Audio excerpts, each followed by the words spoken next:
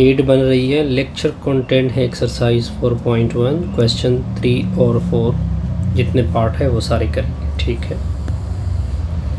तो अब देखिए, कहते हैं इसका nth टर्म फाइंड कर दे। लेट ले के an है इसका nth term, be the nth terms of the above sequence. Okay, above sequence कौन सा है?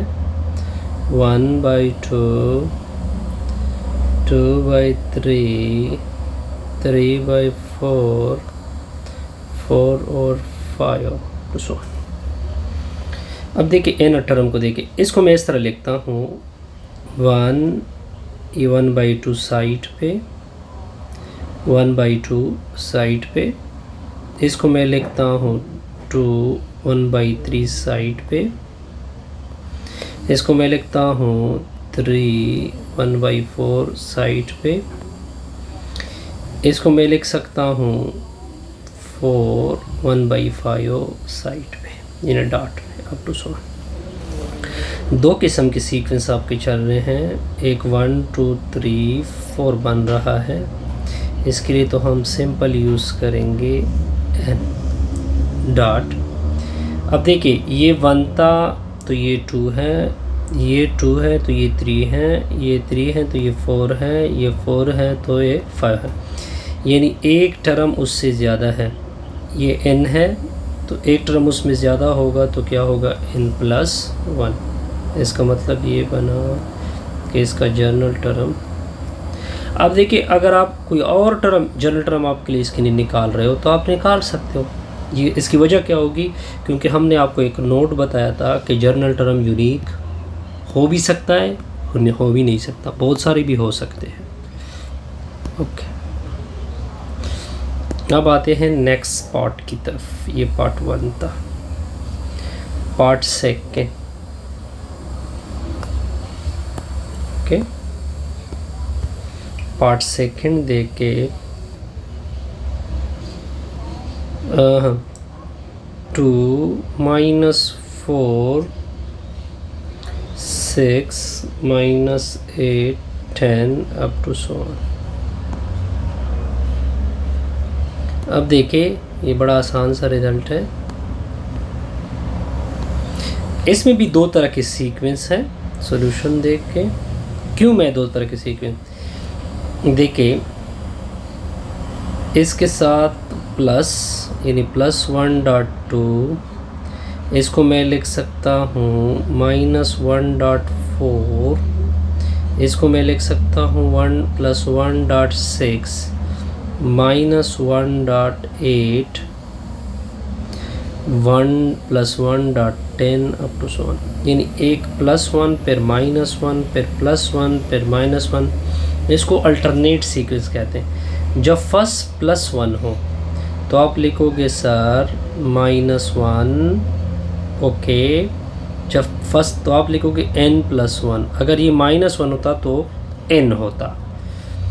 फिर 2 4 6 8 10।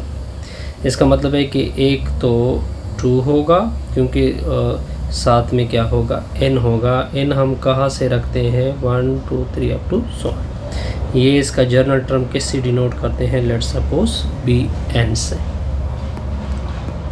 ये भी बड़ा आसान सा रिजल्ट था। अब नेक्स्ट क्यूब पर आते हैं, थर्ड क्यूब पर। थर्ड क्या है?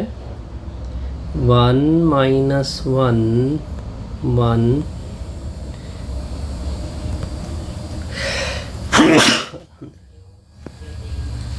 अब इसको करते हैं। देखिए, फर्स्ट +1, सेकेंड -1, फिर +1 फिर -1 अप टू सो ऑन। ये तो आसान है। a इक्वल होगा, एक तो 1 होगा, -1 होगा, क्योंकि फर्स्ट +1 है।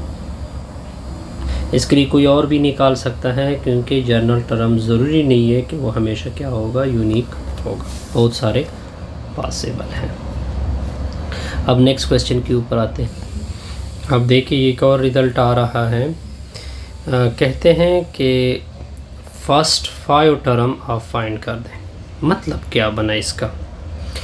फर्स्ट टर्म तो गिवन है, यानी A1 तो है, मज़ीद 4 फाइंड करने हैं, A2, A3, A4, सॉरी यहाँ तक बस, ठीक है, क्योंकि इससे क्या हो जाएंगे 5। ओके, तो देखिए सपोज कर ले इसका इक्वेशन नंबर 1 नाम कर दे, पुट कर ले। n कहाँ से लेंगे? n लेंगे 1 2 3 4, तो हम 5 तक पहुंच जाएंगे। पुट कर ले n की जगह 1, कौन सी इक्वेशन में? 1 में, यहाँ 1 यहाँ भी 1, तो 1 + 1 5 माइनस A1, तो ये A2 हो जाएगा। 5 माइनस ये A1 है, इसकी वैल्यू कितनी है? 3, तो 5 में से 3 निकाल दे, कितना हो जाएगा? 2। ओके, ये वैल्यू तो हम निकाल चुके हैं। अब ये सेकंड टर्म आ गया। अब थर्ड टर्म के लिए पुट करोगे n = 2, कौन सी इक्वेशन में? 1 में, तो देखे इधर n की जगह 2, n की जगह 2, तो 2 + 1 5 माइनस A2, तो ये आ जाएगा A3। 5 माइनस ये A2 है, इसकी वैल्यू 2 है। तो A3 की वैल्यू 5 में से 2, ये कितना बनेगा? ओके, ये बनेगा 3। अब थर्ड टर्म फाइंड हो चुका है। फोर्थ टर्म के लिए put n = 3 in equation 1 we get, तो A3 + 1 5 माइनस A क्या हो जाएगा? 3, ये A4 बनेगा। 5 माइनस ये A3, इसकी वैल्यू 3 पुट करोगे, तो इससे कितना बनेगा? 2। यहाँ तक ओके। यहाँ पे मैं एक गलती आई थिंक कर चुका हूँ,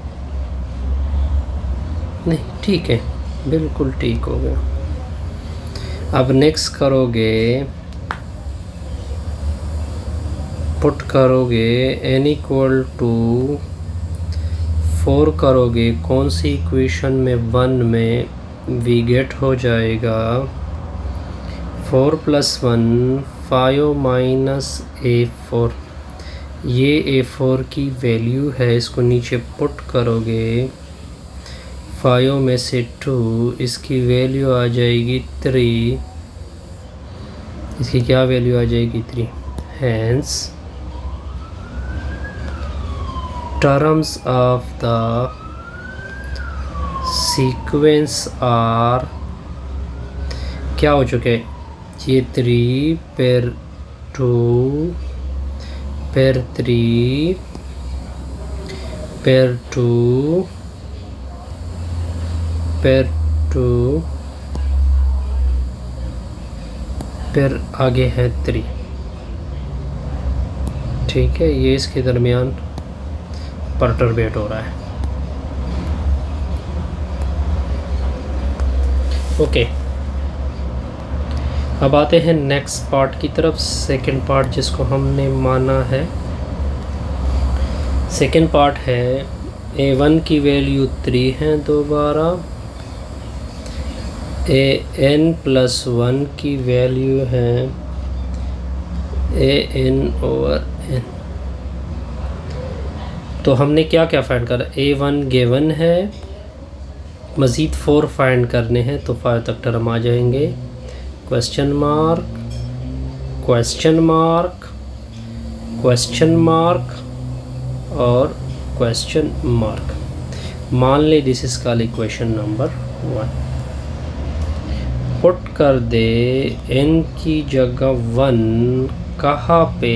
इन इक्वेशन 1 में वी गेट, तो 1 + 1 A1 की नीचे 1, तो A2 बराबर आ जाएगा A1 की वैल्यू क्या है 3, A1 की वैल्यू क्या है 3, ये नोट कर ले। पुट कर दे सेकेंड टर्म थर्ड टर्म के लिए n is equal to 2 in equation 1 we get, तो 2 प्लस 1 A2 नीचे 2, तो A2 की वैल्यू यहाँ से पुट करोगे 3 नीचे 2, ओके ये रिजल्ट आ जाएगा। सॉरी, अब पुट करोगे n की जगह 3 कहाँ पे, इन इक्वेशन 1 में वी गेट,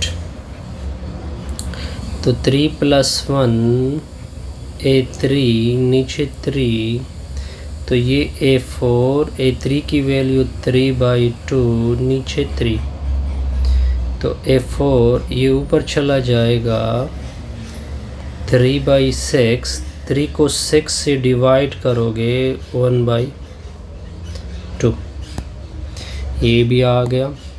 अब फिफ्थ टर्म के लिए put n is equal to 4 in equation number 1 we get, तो 4 प्लस 1 A4 आ जाएगा, नीचे आएगा 4, ऐसे आएगा A4 की वैल्यू 1/2 नीचे 4, ये 4 इसके साथ मल्टीप्लाइड हो जाएगा तो 1/8, ये आपका क्या आ जाएगा रिक्वायर्ड। अब हेंस फर्स्ट 5 टर्म्स आर, एक तो 5 टर्म 1/8 1/2, नेक्स्ट 3/2, फर्स्ट है 3, एक रह गया ना 3, ये हमारे फर्स्ट 5 टर्म है। इससे हमारा वीडियो ये क्या हो चुका है कंप्लीट, वीडियो नंबर 8।